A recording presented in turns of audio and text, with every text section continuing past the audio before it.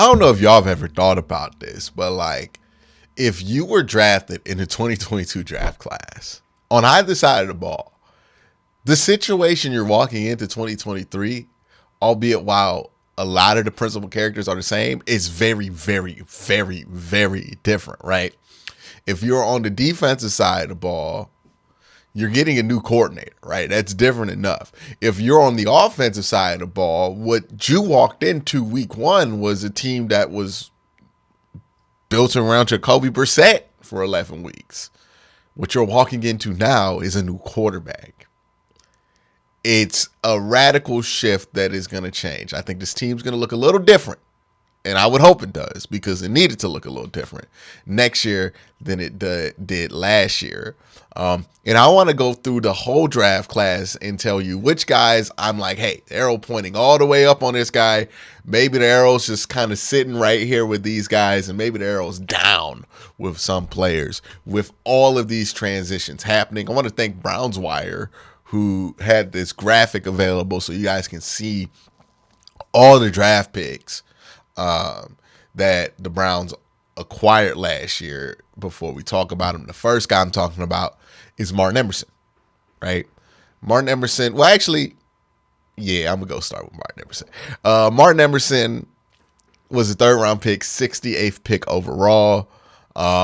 Very good first year. I think he's somebody who we're going to find out a lot about. My concerns with him coming out of Mississippi State was long speed and hips.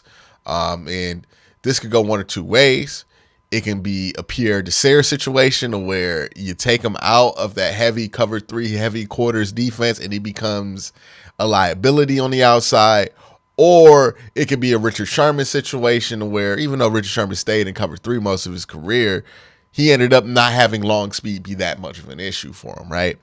Martin Emerson, we'll have to see where he ends up there. But I think the scheme changes aren't really going to benefit his skill set. I think he's somebody who did benefit from that Joe Woods system, as crazy as that sounds. There were some people who did benefit from it, and Martin Emerson was one of them. One, he was a bigger, longer corner than the Browns had on the team, so he got the assignments that usually give our smaller corners issues, right? Mike Williams, some tight ends. He was able to handle those things very well. But he's not necessarily somebody you can stick in the slot because he's not quick enough. I don't love putting tall corners in the slot at all, especially tall corners with not bad hips. He doesn't have bad hips, but he doesn't have the hips that you need at that position.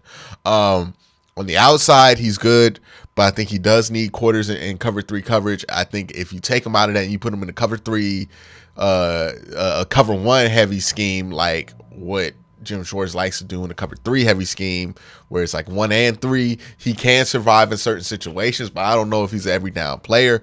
I think he's going to be about the same as he was last year, but I think we're going to look at that as a downgrade because we're going to see him get burnt a little bit more often.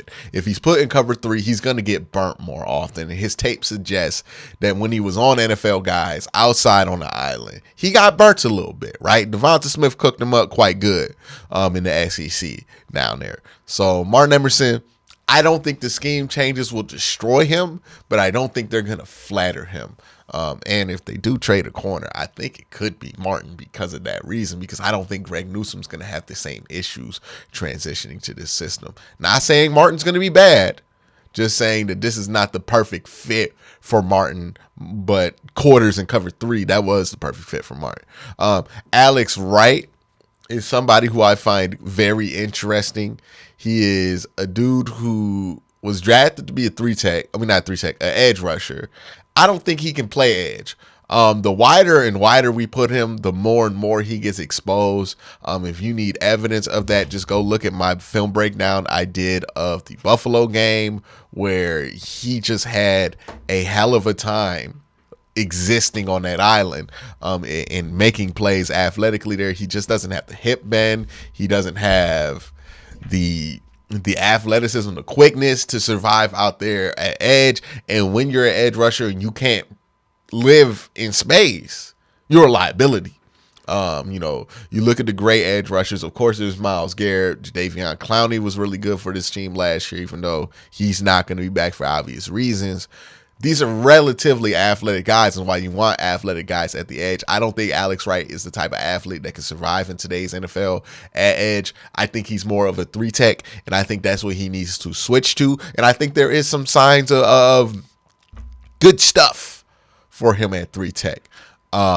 He's not going to be a primary 3-tech. He's going to be somebody who spends a lot of time flipping from 3 to maybe some power end if they decide to go super wide with Miles on one side and overload on that side, which I think they're going to do a lot, right? So when I say overload, which is they're going to shift the positions on the line, on the defensive line, one over, and instead of having Alex Wright lined up between the tackle's right shoulder and the tight end's left, you would have him in between the guard's right shoulder and the tackle's left shoulder, inside shoulder. Nobody out there at edge. Maybe you will flash like a corner or somebody to make it look like you about to blitz, but nobody out there at edge. And the ideal is, okay, we're not going to beat you 4-on-5, but we can overload you and make you have to play 3-on-3 or hopefully 3-on-2, right?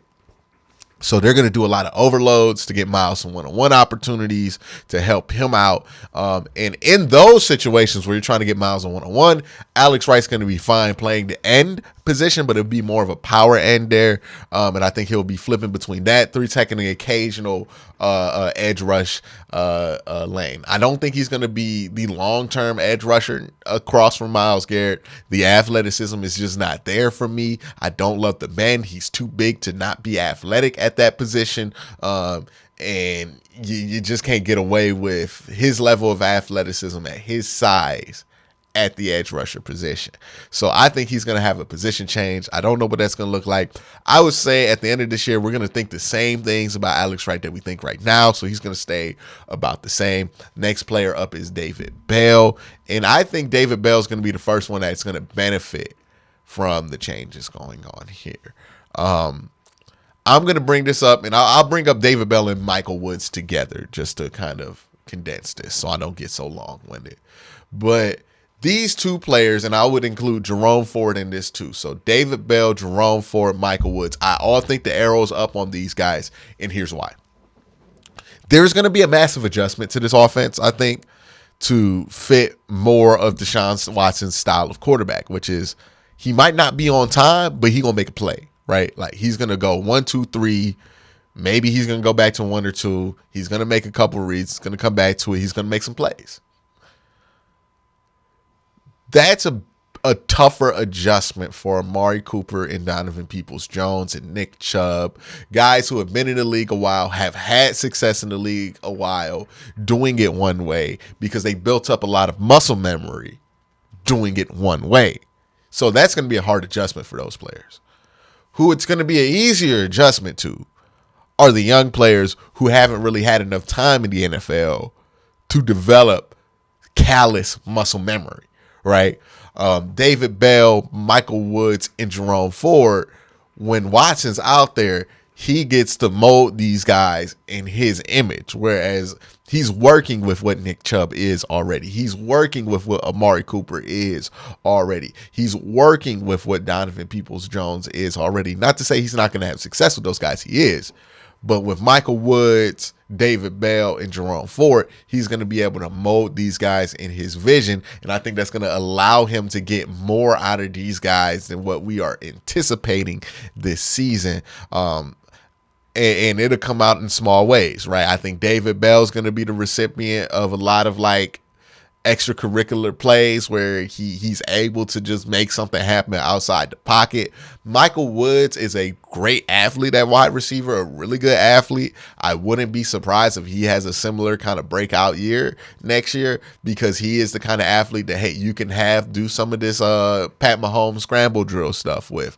And Jerome Ford is going to benefit because I think the running back position is going to get a little lighter. He's a lighter running back, more of a lightning to Nick Chubb's thunder, and I think he's going to get an opportunity to shine here. I think the switch from Watson to the traditional Stefanski offense is going to benefit these guys greatly for those specific reasons.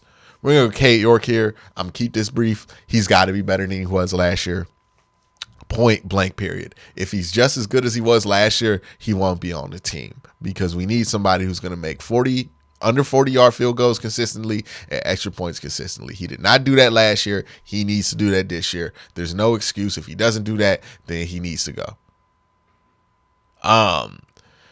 Isaiah Thomas, I think will be fine. And then Dawson Deaton, I think will be fine. These are end of the roster guys. So those are the guys I think are going to benefit the most from switching to the Jim Schwartz defense or the Deshaun Watson defense. The reason I want to go over some of these changes is because these are significant changes. And I think we're going to go into this offseason and we're not going to see the big names get switched around like we're used to. And I think we're going to think that the team didn't really do anything when the big changes are still Deshaun Watson. The big changes is going to be in Jim Schwartz. And we're going to go into training camp and say, hey, nothing looks that different, right? Because they're still lining up in the same positions on defense. And the quarterback's still the same.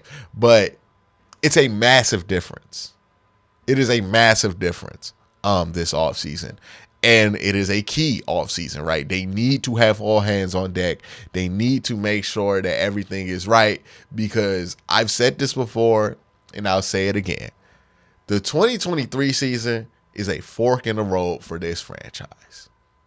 There is a future in a road where the Browns become playoff contenders, championship contenders for like the next 10 years. Right? You know, some years they're in it, some years they're out of it, but they're going to have Deshaun Watson. They're going to be playoff contenders, and they're going to be a player in the playoffs for 10 years. It's down that road. The other road is dysfunction. Right? Is dysfunction. We're going to panic, fire Kevin Stefanski. We're going to jump into a new head coach. We're going to give Deshaun Watson a whole new off. We're going to be switching around all these things. He's going to get dissatisfied. We're going to end up trading some assets he likes because we're in cap trouble. And we haven't managed to cap well because we kept switching in and out GMs, and we lose Deshaun Watson and we become dysfunctional. This season, look, if they don't win the Super Bowl, that's fine. But they got to make it to the playoffs. Because if they make it to the playoffs, I think we're down this path. If they don't make it to the playoffs, we're down that path. And I don't want to be down that path. So I think this is a very underrated, but one of the most pivotal off seasons in Cleveland Browns history because we're finally at that crossroads. We've been begging to be at this crossroads for years. We're finally at that crossroad because we could play well, figure this thing out, and not have to worry about it no more, and be the team that we always felt like the Browns should be. Or we can stink this year, and we'll stink forever. You know what I mean? Not forever, but for the foreseeable future. Maybe a good season here or there, but it'll be the same old stuff. This is the crossroads. This is the crossroads. Every team in this division has had it. The Bengals had it in 2021. They went to the Super Bowl. The Steelers had it. They won the Super Bowl. The Ravens had it in 2012. They went to the Super Bowl. The Browns are at that crossroads. Either we're going to be consistent, keep the same coach, and be a consistent franchise because we had the success to justify it, or we don't. That's what's at stake. And that's what the 2-year players are going to be playing in. So let me know what you think, which second-year player you think is due for a big year in the comment section below. Y'all have a great day. Have a better night.